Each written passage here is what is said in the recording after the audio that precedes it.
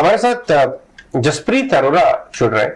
जसप्रीत बाजार में काफी पुराने टाइम से हैं, ऑफ कोर्स अब नई फर्म के अंदर है, लेकिन आपने पहले कई बार देखा होगा डिफरेंट हमारे चैनल पे ही और डिफरेंट फर्म्स में। जसप्रीत को करीब 20-22 साल हो गए बाजार में, 20 years। ऑलराइट, तो ये आपसे डिस्कस करते हैं। जसप्रीत, सबसे पहले तो ईटीवी स्वदेश के स्टूडियोज में आने के लिए बहुत बहुत धन्यवाद। मुझे पता है बाहर बारिश हो रही है, आप अंधेरी से आए लेकिन ये बताइए कि कल क्या हुआ ये मिड कैप स्मॉल कैप में? बहुत टाइम बाद ये देखने को मिला ऑन अ डे जब निफ्टी फ्लैट है और the mid and small cap को कार्नेज था, लिटरली कार्नेज था। बिल्कुल right, you had like mid and small cap 4% index down, and में 2-3% डाउन थे। इंडिविजुअल स्टॉक्स आप देखें तो मतलब 10-15-20% down on a stock like Vedanta, कितने बड़े बड़े स्टॉक्स डाउन थे। बट आई थिंक वो एक वो हो रहा है, मतलब जैसे पेशेंस होता है ना, आउट ऑफ पेशेंस हो रहा है अभी मार्केट। सो आर सेंसेस के जो एचएनआईज, रिटेल और जितने भी वो पोजीशंस थे, लेवरेज पोजीशंस जिसे बोलते हैं, मार्जिन फंडिंग बेस्ड, वो अब धीरे धीरे दे गेटिंग अनवाइंडेड। क्योंकि इनफैक्ट अगर आप देखिए तो थोड़ा सा रिबाउंड आया लास्ट सारा ट्रेड में, लेकिन मेटल के फॉल्स देखिए कल आप 10% फॉल मेटल काउंटर्स है। लेकिन ये टॉप से मेटल काउंटर्स कितना गिरे तो आपको समझ में आएगा मैं क्या कह रहा हूँ। ये भी और मेटल भी लेटली, अगर आपको याद हो जसप्रीत, कि ये बिग ट्रेडर एचएनआई फेवरेट हो गया था, क्योंकि फंड्स देख रहे हैं कि भाई अगर कमोडिटी गिर रही है टॉप से, सीमेंट, स्टील सब कुछ 25% टॉप से नीचे है, तो भाव क्यों नहीं गिरना चाहिए था। लेकिन कल का जो फॉल है वो लास्ट एक महीने के फॉल में सबसे ज्यादा एक्सीलरेटेड है, तो ये तो कोई लेने नहीं आएगा इनको। बहुत, मतलब आप कोई भी पैटर्न उठा के देख लीजिए, मुझे बहुत लिमिटेड समझता है, बट हमारे अपने एक एल्गोज हैं, बट बहुत पेनफुल जर्नी रही है मेटल्स, स्पेशली मेटल्स की, for the last month and half. और ऐसा लग नहीं रहा है कि, ऐसा लग रहा है कि थोड़ा भी बाउंस बैक आएगा और बिक्री आनी शुरू हो जाएगी। तो I mean just to give you some stats, हमारे एल्गोज इंजन जो बताते हैं उसमें आज के दिन में 60% of the stocks in Nifty 500 are in a weak zone. Weak zone मतलब वो एक ऐसे, मतलब वीक उसे सेल ही आप बोल सकते हैं, सेल जोन में पहुंच गए 60% ऑफ निफ्टी 500, एंड उसमें बहुत बड़े बड़े नाम भी शामिल है। मैं वो स्टॉक नहीं लेना चाहूंगा बिकॉज उसमें बहुत बड़े बड़े नाम भी शामिल है, including some of the Nifty stocks. तो बहुत ज्यादा पैटर्न, चार्ट्स, जो भी आप बोल लीजिए, फंडामेंटल्स असाइड, ऐसे मार्केट में फंडामेंटल्स थोड़ा सा बैकसीट ले लेते हैं। आप तो बड़े बड़े एचएनआईज के साथ काम करते हैं, इन्वेस्टर्स के साथ अक्रॉस द कंट्री अपनी न्यू फर्म में।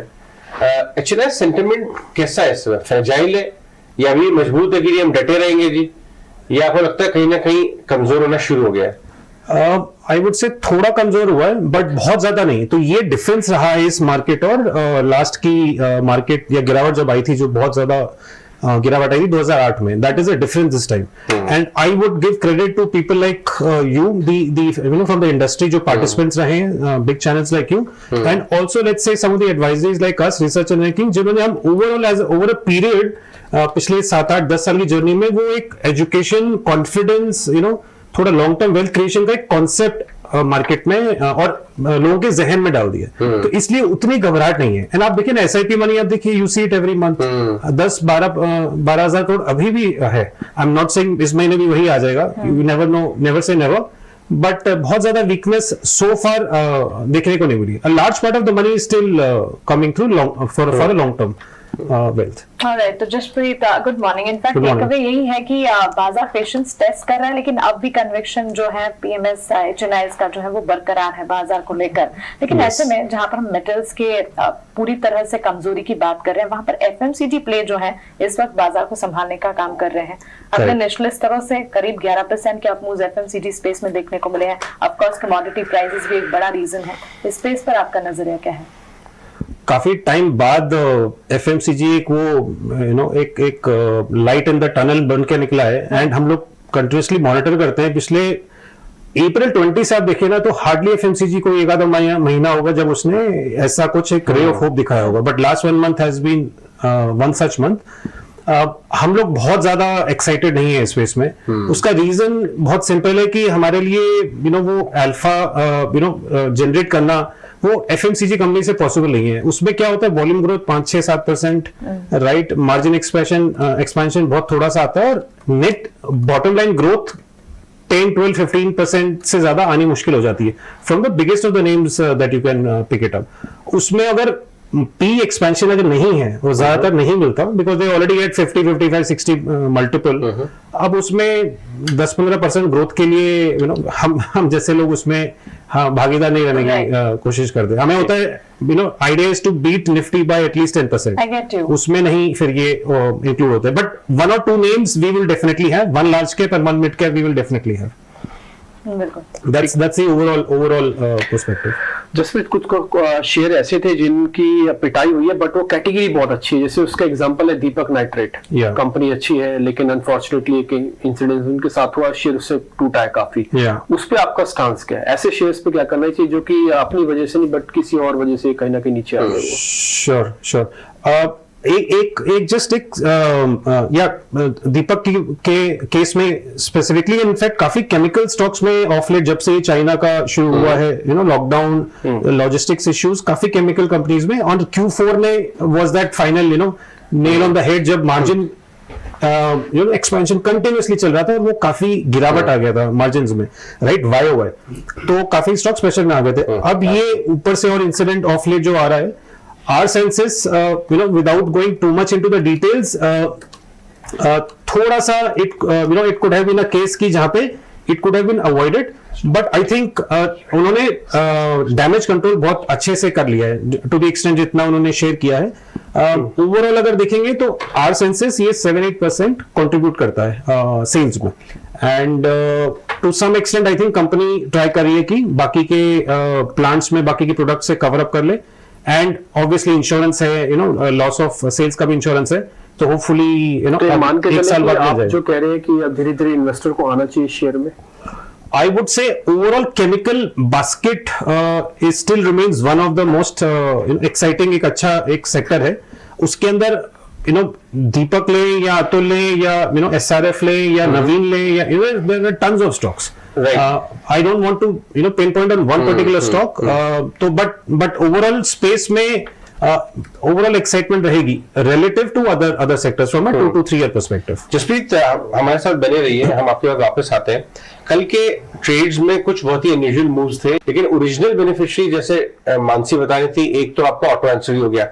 जसप्रीत, आपका पास भी एक ऑटो स्टॉक है जो आपको स्टॉक मतलब कंपनी पसंद है, आइशर। वो भी एक बहुत भयंकर, बहुत लंबे साइडवेज टाइम के साथ वापस अब धीरे धीरे आ रही है। दोनों बिजनेस अच्छा कर रहे हैं।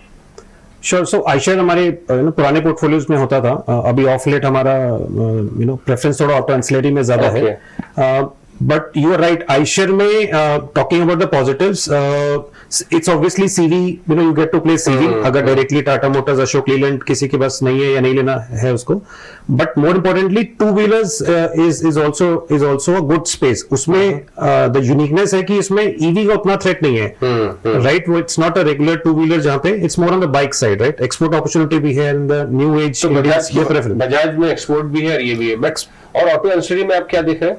सो हमारे कुछ पोर्टफोलियोज में जो पिछले साल 1.5 साल में हमने लिया है वो सोना कोयो लिया है, and we like that story. One of the reasons is the EV play. उसमें उनका ऑर्डर बुक बहुत स्ट्रांग है। सोना कॉमस्टार जो हो गया, सोना कॉमस्टार, सोना कॉमस्टार, और अभी 15% है, but from the revenue 15-20%, but overall आगे जाके देखेंगे 30-40-50% ईयर ओवर ईयर ऐसे आ जाएगा। The share of EV will increase. दूसरा स्टॉक जो हमें अच्छा लगता है स्पेस में, एंड अगेन सम कुछ पोर्टफोलियोज में, इज मिंडा इंडस्ट्रीज।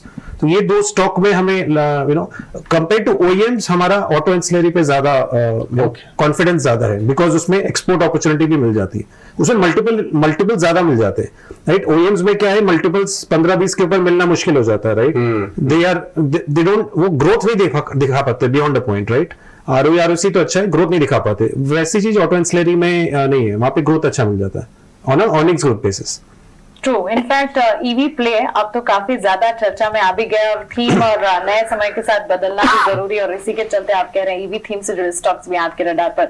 लेकिन साथ ही pharma space, health care space, diagnostic, इस पर भी लगातार हम चर्चा कर रहे हैं, और इन दिनों काफी हद तक ये, क्योंकि न्यूज बेस्ड इम्पैक्ट है, कोविड कंसर्न्स वापस से बिल्टअप होते हुए दिख रहे हैं।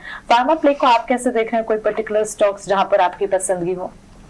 तो हमारे अगेन पिछले कुछ पीरियड्स में ऑलमोस्ट 2 इयर्स में हमारे पास 2 ही स्टॉक रहे हैं जिसमें हमें लॉन्ग टर्म पोर्टफोलियो में हमारे रहे, एक था डिवीज और एक है सिप्ला, और आज भी हम दोनों पे कंस्ट्रक्टिव हैं। डिवीज में थोड़ा incrementally all older positions we still have, but incremental buying we may not have as much. जैसे ये आपका डिवीज से मैं आपसे पूछना चाहूंगा, डिवीज अपने कॉल के बाद जो गिरा है, इनफैक्ट रेक्टर साहब जरा डिवीज का आप चार्ट लेके आइए लास्ट 6 महीने का, मुझे लगता है कि one of the most attended calls थी। ये देखिए जो फॉल दिख रहा है ना आपको, इसको क्या बोलते हैं, वाटरफॉल?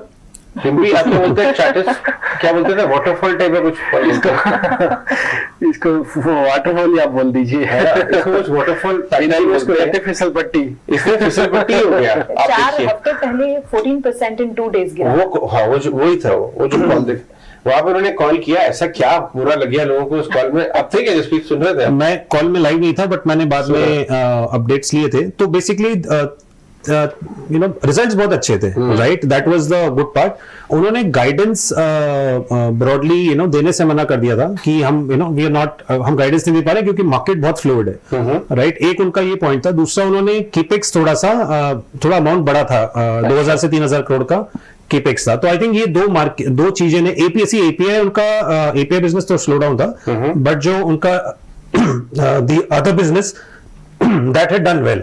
तो ओवरऑल गाइडेंस के मामले में अगर डिवीज जैसी कंपनी कहेगी कि हम उतना कॉन्फिडेंस नहीं है, that one single statement I think ने मार्केट को काफी स्मूथ। एंड सी, आपने देखा होगा जितने भी हाई पी स्टॉक्स हैं उसमें कोई भी एक मार्केट वो एक न्यूज ढूंढता है कि जब हम उसको डीरेट कर दें, और ये परफेक्ट मोमेंट था फॉर मार्केट। बेयर जो है इतना ज्यादा उनका स्ट्रेंथ है मार्केट में, तो वो डीरेटिंग वाला मूव, जहां तो एक तरफ टेक्सटाइल स्टॉक्स डोमेस्टिक मार्केट को फीड कर रहे थे, अपैरल रिटेलर्स, और वहीं पे चाइना +1 के बहुत बड़े बेनिफिशियरी थे, और यूरोप और आपके यूएस के बड़े प्राइमार्क, टेस्को और ये सारी चीजें जो बड़े एक्सपोर्ट हाउसेज हैं जिनको फीड करते थे, वो एक बहुत अच्छी स्टोरी बन रही थी। लास्ट 2-4 महीने से ये स्टोरी पूरी टूट गई। क्यों? एक तरफ तो कॉटन प्राइसेस नीचे आए, और दूसरी तरफ ये जो खबर आपके स्क्रीन पे चल रही है कि इनकी जो रिबेट्स इनको मिलती थी वो उनका भुगतान नहीं हो रहा टाइम पे। तो बात ये आ रही है कि करीब 1200 करोड़ का लॉस गारमेंट एक्सपोर्टर्स को हो सकता है, आशंका है, आपके top garment exporters Arvind, Gokaldas, KPR वगैरह, जबकि ये बहुत ज्यादा पसंदीदा स्पेस है बाजार की। जसप्रीत, आपके पास भी केपीआर के ऊपर नजर आप बनाते हैं, ये दोनों अपॉर्चुनिटीज डोमेस्टिक एक्सपोर्ट कहीं ना कहीं बीच में शेकिंग हो गई है, और स्टॉक भी टॉप से टेक्सटाइल स्टॉक्स काफी गिरे। आपने इस मैटर को देखा है क्या? हाँ, सो इसमें दोनों जगह इम्पैक्ट आया। एक रॉ मटेरियल साइड जहां पे cotton prices have gone through the roof, और दूसरी जगह डिमांड थोड़ा पुश डाउन आ रहा है। इनफैक्ट मैं कल ही किसी एक्सपर्ट से बात कर रहा था इस सेक्टर में, जिनका यूएस में एक्सपोजर है बड़ा। तो जो करंट ऑर्डर्स हैं वो जा रहे टाइम पे, बट जो नया ऑर्डर बुकिंग बोलते हैं, न्यू डिमांड डिस्कशंस होते हैं, उसमें पोस्टपोनमेंट स्टार्ट हो गया है। तो वो उसकी वजह से थोड़ा सा इम्पैक्ट अभी इमीडिएटली नहीं, बट 2-4 क्वार्टर में उसका इम्पैक्ट भी ग्रोथ में आ सकता है।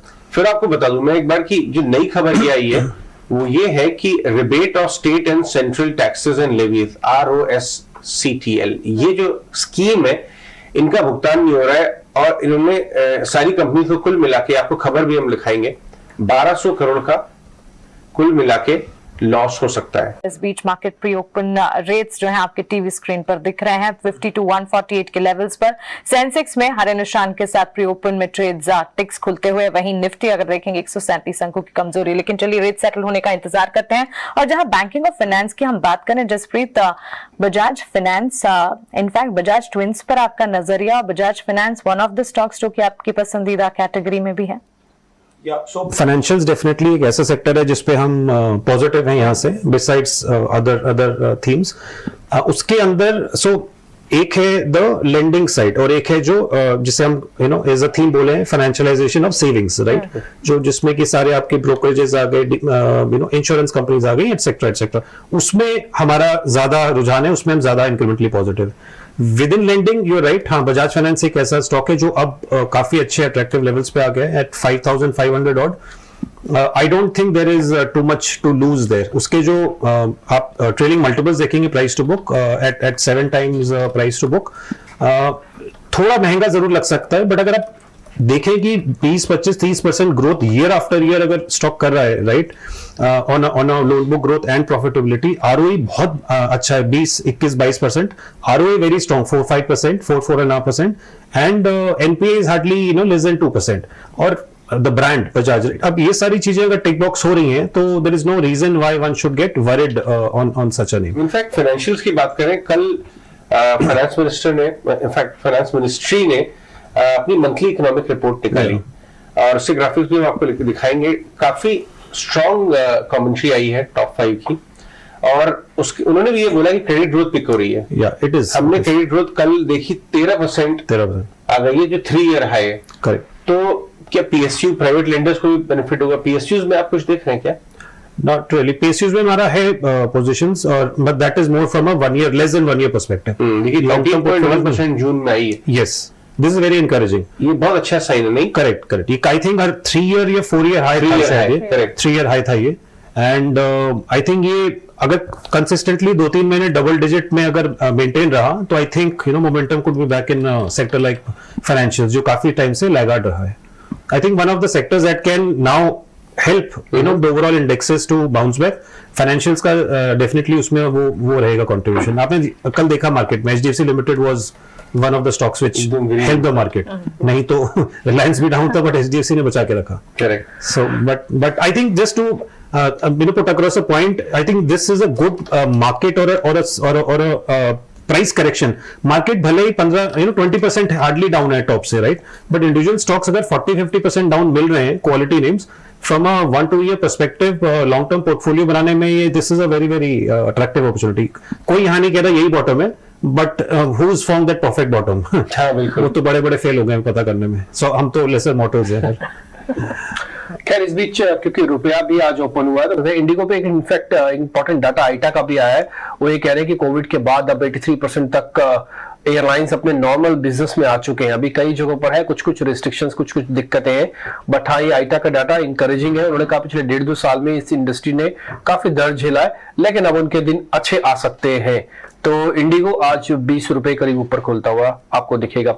जसप्रीत, इस पे है कुछ आपकी कॉल इंडिगो पे, या फिर इस तरह के जो एविएशन से जुड़े हुए शेयर्स हैं? लिस्टेड कम है। हाँ नहीं, इन जैसे शेयर्स पे नहीं है। सो हमें डिस्क्रिशनरी में हमें जो ज्यादा समझ में आता है और जो पसंद आता है, it is like spaces like retail, right, footwear, liquor, right, इस तरीके की जो अपैरल्स, राइट, वो सारी स्टोरीज हैं जो थोड़े उसमें क्रूड का एंगल नहीं है, उसमें गवर्नमेंट का इन्फ्लुएंस बहुत कम है, राइट, उसमें इतना डेटा नहीं आता ऑन अ डेली बेसिस की मतलब आदमी वो इतना वॉलेटिलिटी रहे, एंड वो थोड़ा सा they are good long term secular stories. वो पर capita consumption going from $2,000 to $6,000 उस पे काफी अच्छा सेट होता है। एविएशन में not to say sector is bad, but there are always not so great opportunities even in a good sector, तो शायद इसलिए हम अवॉइड करते हैं। बहुत कम अपॉर्चुनिटीज है लिस्टेड में। लेकिन चलिए, इनफैक्ट फुटवेयर, अपैरल्स, कुछ और थीम्स जो कि आपके लिस्ट में है, ये हमने आपसे जाने। ये भी डाइवर्समेंट का ही प्लान बता रहे हैं प्रकाश। थैंक यू वेरी मच ये एक्सक्लूसिव स्टोरी के लिए। गेल के पाइपलाइन मोनेटाइजेशन का प्लान आगे बढ़ रहा है। इनफैक्ट बहुत चैलेंजिंग एनवायरनमेंट है, इन्वेस्टर सेंटिमेंट और एपेटाइट भी काफी इंपैक्टेड हो गई है, लेकिन फिर भी गवर्नमेंट आगे बढ़ रही है अपने डाइवर्समेंट प्लान्स को लेके। जसप्रीत, आपने देखा कि चैलेंजिंग एनवायरनमेंट में आईटी, ये आपका LIC का IPO तो फाइनली हो गया, BPCL नहीं हो पाया। अब बात ये आ रही है कि कुछ पार्ट्स ग्रीन हाइड्रोजन के, CGD नेटवर्क वगैरह के शायद गेल के बेचे जाएंगे। आप कैसे देखते हैं इस डेवलपमेंट को? तो ये ऑब्वियसली इतना अच्छा डेवलपमेंट नहीं है कि अब BPCL, गेल, इनवीट और ये काफी सारे जो LIC भी मतलब जिस तरीके से हुआ, it was not a very encouraging sign. किसी तरह हो गया, राइट, एंड आज का जो शेयर प्राइस है वो इतना कम करने के बाद भी कम है, तो that shows that there was probably somewhere कहीं कुछ वो था, कहीं इतना अच्छा डिमांड नहीं था। बट ओवरऑल अभी अगर हम देखें सिनेरियो, तो गवर्नमेंट के जो डिपेंडेंस है डाइवेस्टमेंट पे उतना नहीं रहा है। You look at GST collections, right, you look at the overall buoyancy in the economy including the direct tax collections, वो इतना अच्छा है, right, corporate collection, personal tax collection, GST collections, कि गवर्नमेंट का उतना डिपेंडेंस नहीं रहा है उस चीजों में। इसलिए they don't, I think, lose a lot of sweat जब भी वो इस चीज की चर्चा होती है तो अभी थोड़ा मेरे ख्याल से वो बैक बर्नर में चला गया है, basis whatever data that comes out on the direct tax side. Alright Jaspreet, आज हमारे साथ स्टूडियो में आने के लिए thank you so much, pleasure. ये थे जसप्रीत अरोड़ा, बात कर रहे थे अपने स्टॉक सेक्टर्स और मार्केट के बारे में।